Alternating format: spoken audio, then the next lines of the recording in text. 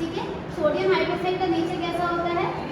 Basic होता है। Sodium hydroxide के कुछ पैलेट्स हम जिसमें डिजोल्व करेंगे टेस्ट ट्यूब में। देखो पानी एब्जॉर्ब करना शुरू कर दिया, तो सब्सटेंस एटमॉस्फेयर के कांटेक्ट में आकर पानी एब्जॉर्ब करता है, उसको हम कैसा बोलते हैं? कैसा बोलते हैं? हाइड्रोस्कोपिक। कैसा बोलते हैं? हाइड्रोस्कोपिक। तो हमने इसकी कुछ पैलेट्स ले ली और पैलेट्स को उठाने के लिए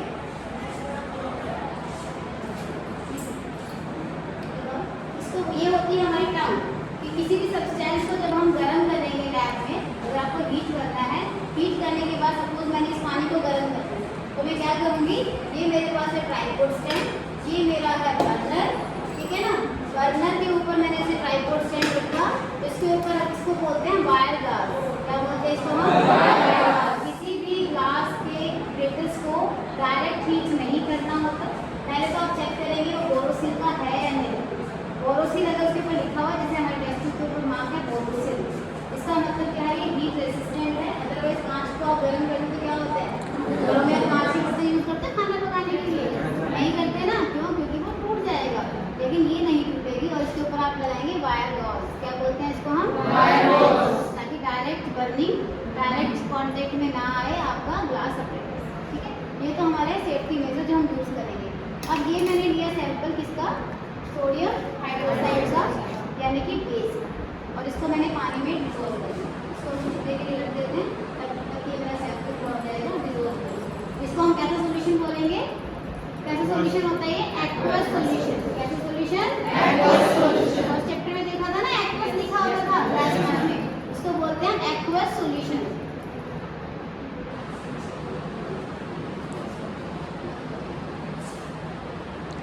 ये क्या है हमारे पास? इसमें लिखा है डाइल्यूट H2SO4। कौन सा एसिड होता है डाइल्यूट H2SO4? क्या नाम है इसका? Sulphuric acid. डाइल्यूट है या डाइल्यूट का मतलब मैंने इसमें क्या डिसॉल्व कर रखा है? पानी। ये कंसंट्रेटेड नहीं है, ये क्या है? डाइल्यूट। अब मैं इसको भी क्या करूँगी? टेस्ट ट्यूब में डालूंगी और इसको हम क्या करेंगे? ठीक है। अब हमारे पास क्या होते हैं? बहुत सारे, इसको हम डिस्कार्ड कर देंगे क्योंकि इसमें क्या है? मॉइस्चर आ चुका है। अब दोबारा वापस इसमें हम नहीं डालेंगे। घरों में भी देखा ना, किसी चीज़ में नमी आती है तो आप उसको दोबारा से नहीं रखते उसी चीज़ में, क्योंकि वो बाकी पूरे कंपाउंड को क्या करेगा? खराब करेगा। इसको हमने रख लिया साइड में। ये होती है, ये होता है हमारा ड्रॉपर। किसी भी अगर मान लो कोई सब्सटेंस हमें ड्रॉप वाइज डालना है, ऐड करना है, तो हम ड्रॉपर का यूज़ करेंगे, ठीक। अब ये हमारे पास दो टेस्ट ट्यूब में सोल्यूशन है, हमें नहीं पता कि कौन सा एसिड है कौन सा बेस है। आप चख के नहीं दे सकते, है ना। वो आपके जो केमिकल होते हैं, वो जो आपके ऑर्गेनिक एसिड्स होते हैं, माइल्ड एसिड होते हैं, उनको ऑलरेडी यूज होता है। नेचुरल एसिड्स हैं, नींबू में प्रेजेंट है, दही में प्रेजेंट है, तो आप रोज खाते हो। लेकिन लैब में अवेलेबल एसिड्स और बेसिस को आप चेक कर नहीं सकते, क्या करोगे? आप इसके टेस्ट करोगे। टेस्ट कौन कौन से अवेलेबल है हमारे पास? बायोसिंथेटिक इंडिकेटर या फिर नेचुरल इंडिकेटर। नेचुरल इंडिकेटर मैंने क्या बताया था? Litmus solution. कौन सा सॉल्यूशन बनाया था? Litmus solution. ये हमारा लिटमस सॉल्यूशन, यूनिवर्सल इंडिकेटर बोलते हैं इसको हम। लिटमस सॉल्यूशन पीछे रखा हुआ है, इसमें पर वहां रखा हुआ है। ये है हमारा नेचुरल सिंथेटिक इंडिकेटर, जिसको हम बोलते हैं मिथाइल ऑरेंज। क्या बोलते हैं? Methyl orange. अब हम दो, क्योंकि हमने सॉल्यूशन बना लिया है, अब हम थोड़ी सी टेस्ट ट्यूब और लेंगे, 2-3 टेस्ट ट्यूब लेके आओ।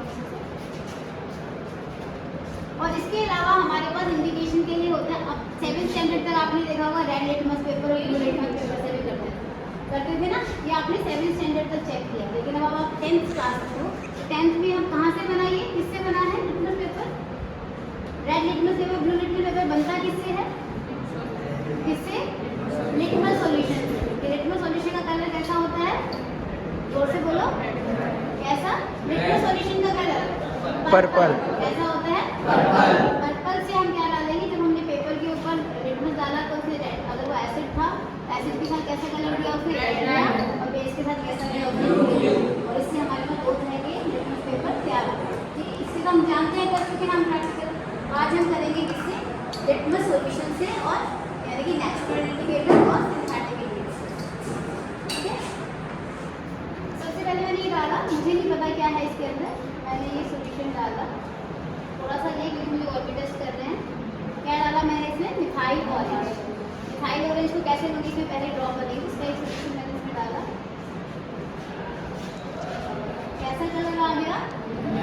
रेड कलर आएगा, रेड आ गया ना कलर,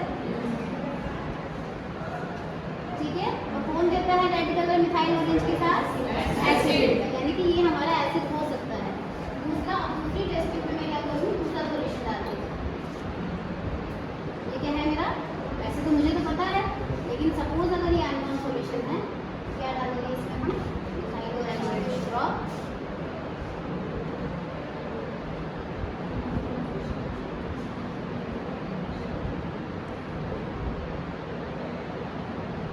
कैसा कलर आया? ऑरेंज, ऑरेंज कलर ही रहता है बेस के साथ, है ना, ऑरेंज कलर आता है ना बेस के साथ। तो यानी कि इससे कंफर्म हो गया कि ये हमारा बेस है, और ये हमारा क्या था, एसिड के साथ आया कैसा कलर, कलर, बेस के साथ कैसा कलर आया, याद रहेगा सबको। कौन सा इंडिकेटर ने दिया, मिथाइल